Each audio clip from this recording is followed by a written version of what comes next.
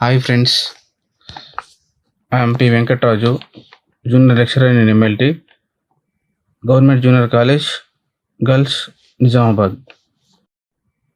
Respiratory system. In these lessons, we will learn what is the structure and what is the process of respiratory system. In this, first one is structure.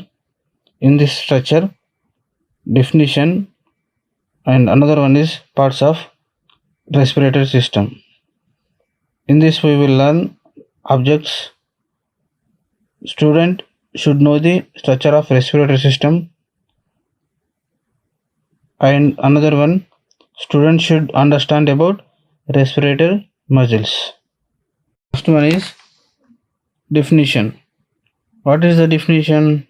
I will tell you. It is the system consisting of parts concerned with inhalation and exhalation is called definition. నిర్మాణము. ఈ నిర్మాణం నందు నిర్వచనం ఒకటి, శ్వాస వ్యవస్థలోని భాగాల గురించి నేర్చుకోవాలి. ముఖ్యంగా మనం ఇందులో నేర్చుకోవాల్సిన అంశాలు ఏమేమి ఉంటాయంటే, విద్యార్థులు శ్వాస వ్యవస్థ నిర్మాణం గురించి తెలుసుకోవాలి. ముఖ్యంగా అంతేవిధంగా విద్యార్థులు శ్వాసక్రియలో ఉండే కండరాల గురించి అర్థం చేసుకోవాలి. ఈ రెండింటి గురించి క్షుణ్ణంగా తెలిస్తే శ్వాస వ్యవస్థ ఎలా పనిచేస్తుంది అనేది మనము క్షుణ్ణంగా తెలుసుకోవచ్చు. ఇప్పుడు దీని యొక్క శ్వాస వ్యవస్థ యొక్క నిర్వచనం ఏంటిదో తెలుసుకుందాం. నిర్వచనం, శ్వాస వ్యవస్థ యొక్క నిర్వచనం శరీర అవసరాలకు అవసరమయ్యే ఆక్సిజన్ను వాతావరణం నుండి శరీరంలోనికి చేర్చి శరీరంలో వ్యర్థ పదార్థంగా ఉన్న కార్బన్ డైఆక్సైడ్ను తిరిగి వాతావరణంలోకి వదిలిపెట్టే ప్రక్రియనే శ్వాసక్రియ అంటారు. ఈ ప్రక్రియను నిర్వర్తించే శరీర భాగాలన్నిటినీ కలిపి శ్వాస వ్యవస్థని అంటారు. Next topic, parts of respiratory system. In this parts, first one is nose, second one is pharynx, third one is larynx, fourth one is trachea. These lead to the lungs. Another one is bronchus, next one is alveoli. These are within the lungs. దీని తర్వాతది శ్వాస వ్యవస్థలోని భాగాల గురించి మనం నేర్చుకోవాలి. ఈ అన్ని భాగాల గురించి మనము క్షుణ్ణంగా తెలుసుకోవాలి. మొదటి వచ్చేది నాసిక. నాసిక గురించి మనము నేర్చుకోవాలి. ఈ నాసికలో నాసిక కుహరము, బాహ్యనాసిక రంధ్రాల గురించి తెలుసుకోవాల్సి ఉంటుంది. తర్వాత రెండవది సప్తపద. ఈ సప్తపద, నాసిక సప్తపదాన్ని, ముందు సప్తపదాన్ని, లారింగ సప్తపదాన్ని 3 భాగాలు ఉంటాయి. వాటి గురించి మనము తెలుసుకోవాల్సి ఉంటుంది. మూడవది స్వరపేటిక. ఈ స్వరపేటికలు కూడా 4 భాగాలు ఉంటాయి. థైరాయిడ్ కార్టిలేజ్ అని, ప్రికాయిడ్ మృదులాస్థి అని, రైటినైడ్ మృదులాస్థి అని, ఎపిగ్లాటిస్ అని భాగాల గురించి మనము నేర్చుకోవాల్సి ఉంటుంది. నాలుగవది వాయునాళము. వాయునాళం గురించి మనం కూడా తెలుసుకోవాల్సి ఉంటుంది. తర్వాత అది శ్వాసనాళము ఐదవది. తర్వాత ఈ వాయునాళము అన్నీ కూడా ఊపిరితిత్తులలో ఉపయోగపడుతుంది. ఈ శ్వాసనాళము, వాయుగోళాలు కూడా ఉంటాయి.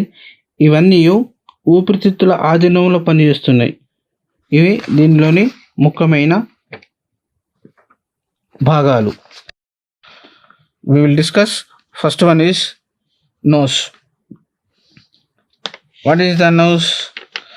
It is the part of respiratory system through which air is inhaled in and exhaled out. external nose. It is the visible part of nose. It is formed by the two nasal bones and cartilage. It is covered by skin. There are hairs inside. Nasal cavity. What is the nasal cavity? How it is working? I will tell you. It is a large cavity divided by a septum. It is lined with ciliated mucous membrane. It is extremely vascular. Each external nasal cavity formal with 3 pair of nasal concha. మొదటిది శ్వాస వ్యవస్థలో మొదటిది నాసిక, బాహ్య నాసిక రంధ్రాలు. ఇది కనబడే నాసికా భాగము. ఇది 2 బాహ్య రంధ్రాలను కలిగి ఉంటుంది మరియు మృదులాస్థిని కలిగి చర్మముతో కప్పబడి ఉంటుంది. దీని లోపలి భాగములో వెంట్రుకలు ఉంటాయి. నాసికా కుహరము. నాసికా కుహరము పుర్రెయందు ఏర్పడి ఉంటుంది. పుర్రెయందలి ఎముక భాగాలు కుహరాన్ని ఏర్పరుస్తాయి. నాసికా కుహరం యొక్క అడుగు భాగంపై దవడ ఎముక యొక్క అడ్డుపలక మరియు పాలటైన్ ఎముకల యొక్క అడ్డుపలకలచే ఈ నాసికా కుహరం ఏర్పడుతుంది. Second one is pharynx. It lies between nasal cavity and larynx. Pharynx is divided into 3 parts. They are, first one is nasopharynx, second one is oropharynx, and third one is laryngopharynx. First one is nasopharynx. It lies between nasal cavity and oropharynx. It is lined with ciliated mucous membrane which is continuous with lining of the nose. Second one is oropharynx. It lies in between nasopharynx and laryngopharynx. Its lateral wall contains collection of lymphoid tissue called tonsils. Last one is laryngopharynx. Is the lowest part of pharynx. It lies behind larynx. రెండవది సప్తపద. ఆస్య కుహరానికి మరియు NASA కుహరానికి వెనుక వైపున గరాటు వంటి గొట్టం వంటి నిర్మాణము సప్తపద లేదా గ్రసనిగా పిలుస్తారు. ఇది దాదాపుగా 12 నుంచి 15 సెంటీమీటర్ల పొడవు ఉంటుంది. ఇది 3 భాగాలుగా విభజింపబడి ఉంటుంది. అవి ఒకటవది నాసికా సప్తపద, రెండవది ముందు సప్తపద, మూడవది లారింగో సప్తపద. మొదటిది నాసికా సప్తపద. ఇది నాసికా కుహరం మరియు ముందరి సప్తపద మధ్యలో ఉంటుంది.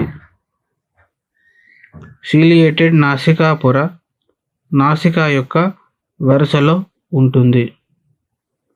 రెండవది ముందు సప్తపద. ఇది నాసికా సప్తపద మరియు లారింగో సప్తపద మధ్యలో ఉంటుంది. ఇది వెనుక గోడలో కలిసి ఉన్న లింఫాయిడ్ కణజాలంతో ఏర్పడి ఉంటుంది. దీనిని టాన్సిల్స్ అని అంటారు. మూడవది లారింగో సప్తపద. సప్తపదలోని తక్కువ భాగము స్వరపేటిక ప్రక్కన ఉంటుంది. Next one is లారింగ్స్. It lies below pharynx and above trachea. Larynx is composed of several cartilages. They are joined together by ligaments and membranes.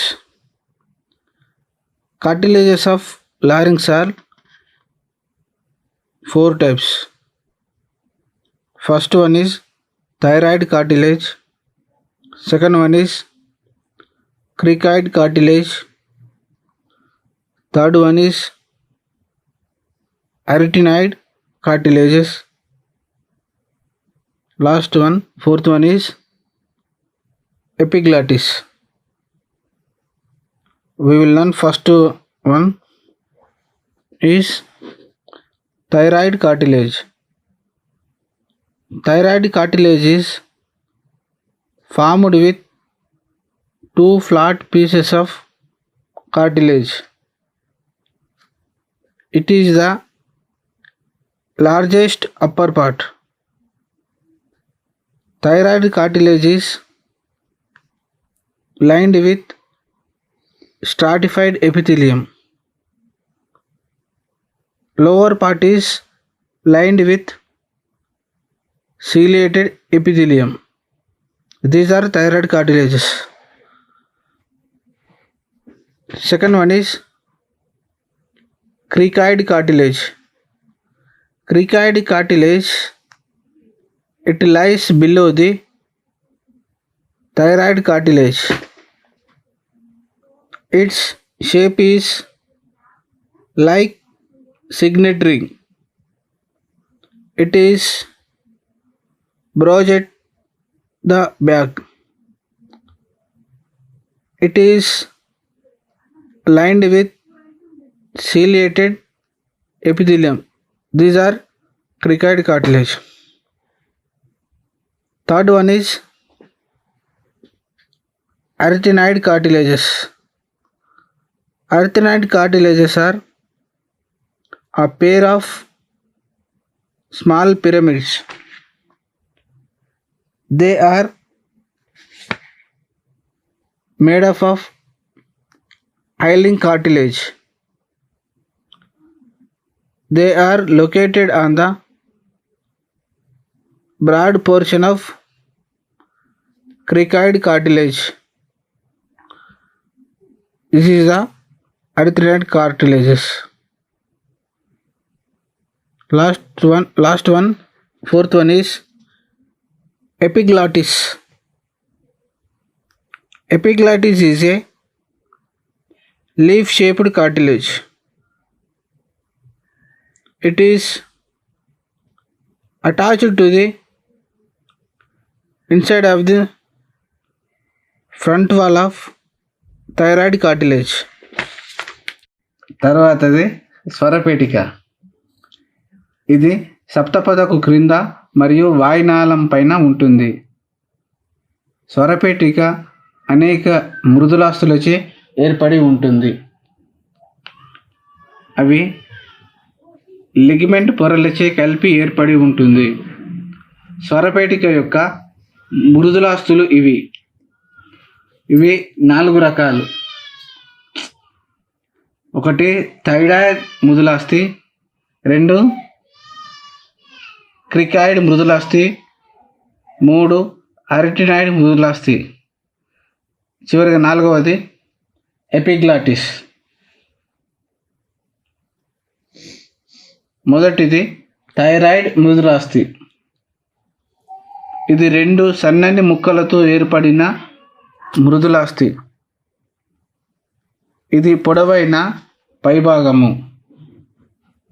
Thyroid మృదులాస్థి stratified మృదులాస్థి వరుసతో ఏర్పడినది. రెండవది క్రికాయిడ్ మృదులాస్థి. థైరాయిడ్ మృదులాస్థి క్రింది భాగంలో ఉంటుంది. దీని ఆకారం సిగ్నెట్ ఉంగరం ఆకారంలో ఉంటుంది. దీని వెనుక భాగము వెడల్పుగా ఉంటుంది. ఇది శైలికాయుత ఉపకళా కణజాల వరుసతో ఏర్పడి ఉంటుంది. అదే క్రికాయిడ్ మృదులాస్థి. మూడవది వచ్చేసరికి అరెటినాయిడ్ మృదులాస్థి. ఇది చిన్న పిరమిడ్ ఆకారంలో ఉన్న జత. ఇవి హైలిన్ మృదులాస్థిచే తయారు చేయబడినది. ఇవి పెద్ద భాగమైన క్రికాయిడ్ మృదులాస్థిలో కనబడతాయి. అది అరెటినాయిడ్ మృదులాస్థి అంటారు. చివరిగా 4వది ఎపిగ్లాటిస్. ఇది ఆకు లేదా పత్రము ఆకారంలోని మృదులాస్థి. థైరాయిడ్ మృదులాస్థి ప్రక్కల గోడలోని ప్రక్కకు అతికించబడి ఉంటుంది. అదే ఎపిగ్లాటిస్ అంటారు. Next one is trachea. It is also called as windpipe. It is a cylindrical tube. It is about 11 cm in length. Width is 2 to 2.5 cm. It begins at the lower end of pharynx. They are connected by fibrous tissue at the back. It is lined by ciliated epithelium. Ciliated epithelium contains goblet cells which secrete mucus. Next one, bronchus. Trachea divide into right and left bronchi. Right bronchus leads into right lung and left bronchus leads into left lung. Right bronchus is shorter than left bronchus. It is also wider. Bronchi are made up of complete rings of cartilage. Next one is alveoli. Alveoli are a final termination of each bronchi. They contain a thin layer of epithelial cells. They are surrounded by numerous capillaries. Capillary network is the site of exchange of gases between blood and air in the alveoli.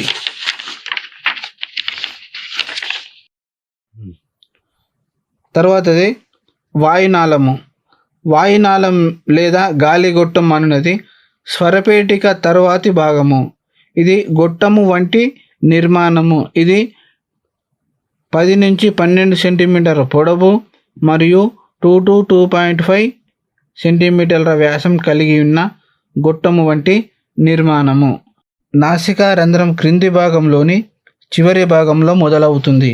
దీని యందలి goblet కణాలు శ్లేష్మాన్ని స్రవించి ఆ ప్రాంతాన్ని తడిగా ఉంచుతాయి.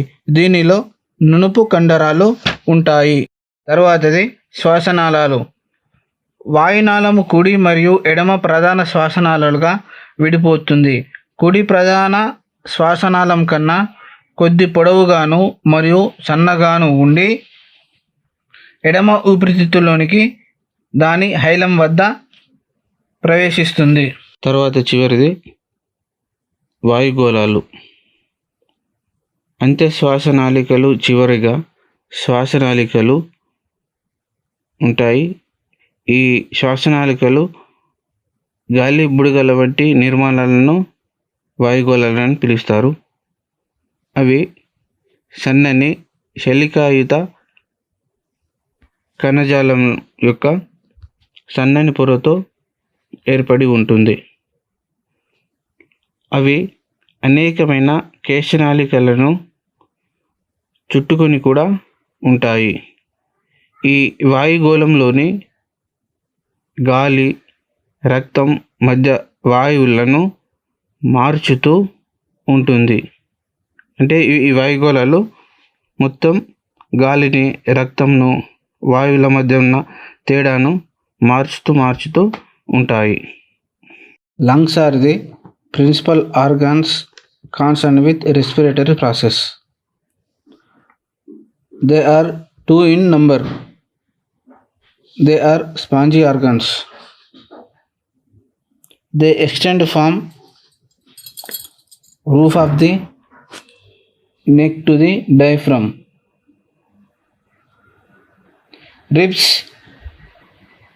costal cartilages and intercostal muscles lie in front of lungs. Lungs are conical in shape with apex above and base below. Apex slightly the clavicle. Base is near the diaphragm. Each lung is divided into two lobes. Right lung is bigger than left lung. Right lung is divided into three lobes. Left lung is divided into two lobes. Each lobe is divided into number of lobules. Each lobe contains a small bronchial tube. Pleura is serous membrane covering the lungs. It contains two layers. Inner layer close to the lungs is called as visceral layer. Outer layer is called as parietal layer. Pleural fluid lies in the space between visceral and parietal layers.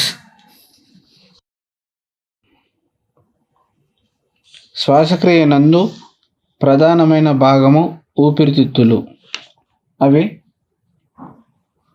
Sponge లేదా మెత్తని అవయవాలు. ఉదర వితానం మెడ పై భాగంలో ఏర్పడి ఉంటుంది.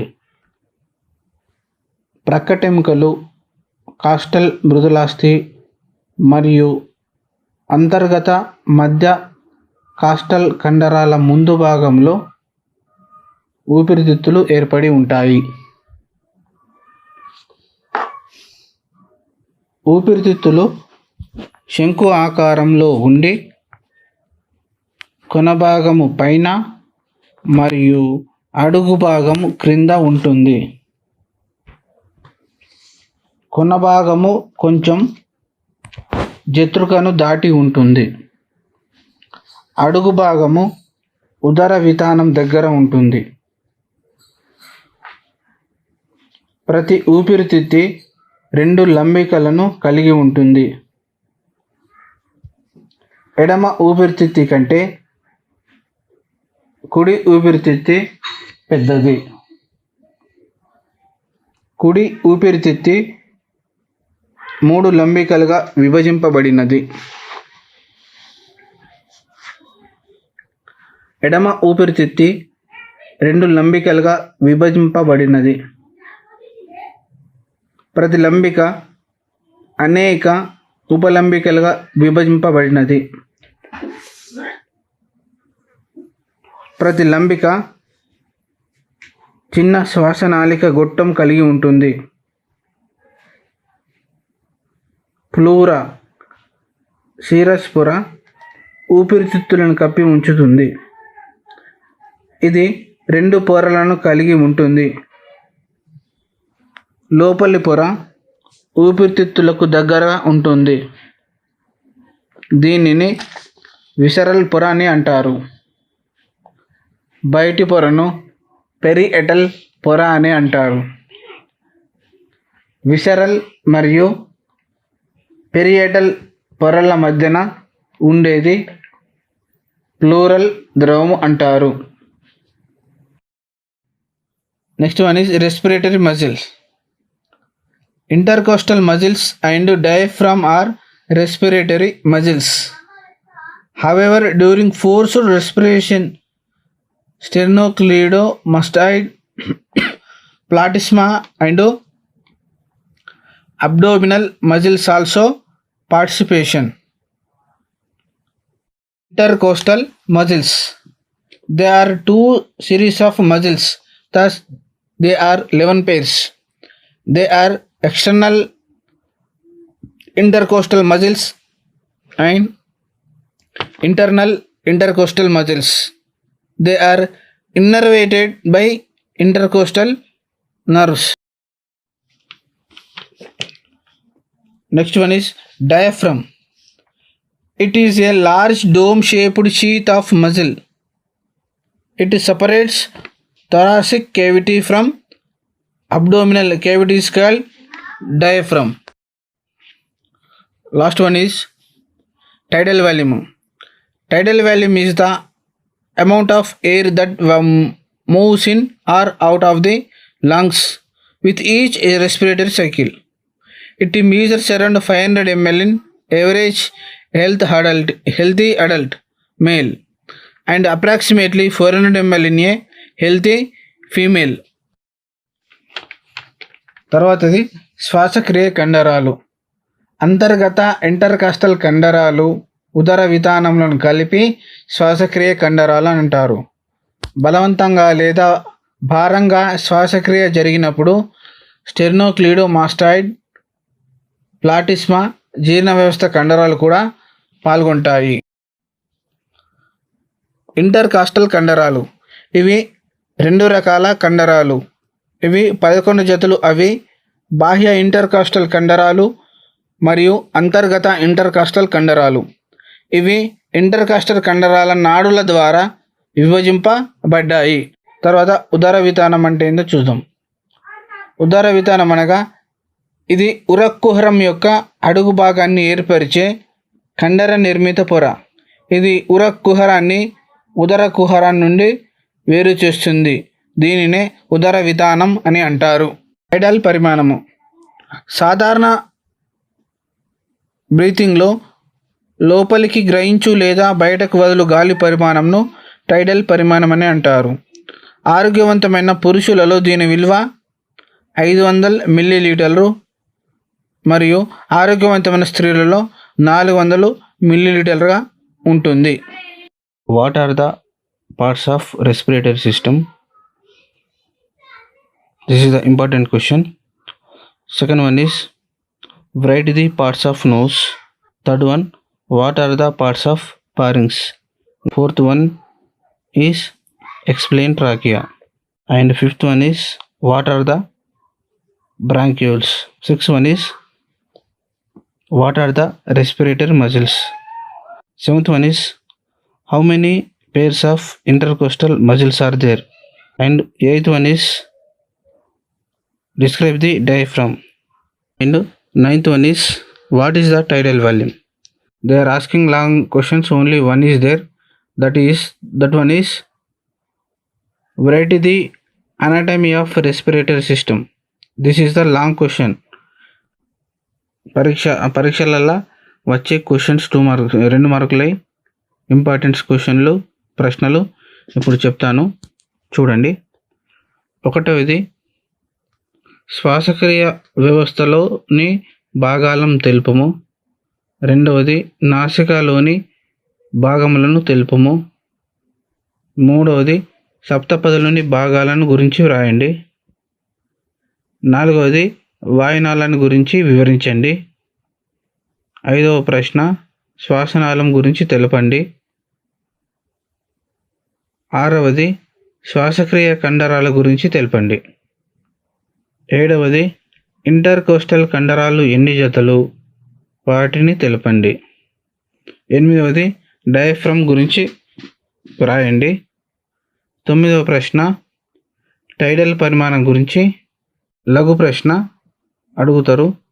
అదే లఘు ప్రశ్న అంటే 6 మార్కుల ప్రశ్న. అంటే పైన మనం నేర్చుకున్న 2 మార్క్స్ 2 మార్కుల ప్రశ్నలు ఉన్నాయిగా, ఆ 2 మార్కుల ప్రశ్నలు అన్నీ ఏవైతే మీకు చెప్పాను 9 వరకు చెప్పానో వాటన్నిటి గురించి రాస్తే లాంగ్ క్వశ్చన్ అవుతుంది, లాంగ్ ఆన్సర్ అవుతుంది, లఘు జవాబు అవుతుంది. అది ఏమిటి అంటే శ్వాసక్రియ వ్యవస్థ యొక్క నిర్మాణమును పటం సాయంతో వివరించండి అనేది ప్రశ్న వస్తుంది. ఈ ప్రశ్నకు జవాబు పైన చెప్పిన ప్రతి దాని గురించి 1 నుంచి 9 వరకు ఏమేమి చెప్పానో వాటి గురించి రాస్తూ పటం గీస్తూ దాని గురించి రాస్తే మీకు 6 మార్కులు వస్తాయి. ఇది ఖచ్చితంగా వచ్చే 6 మార్కుల జవాబు ఆల్ ది బెస్ట్.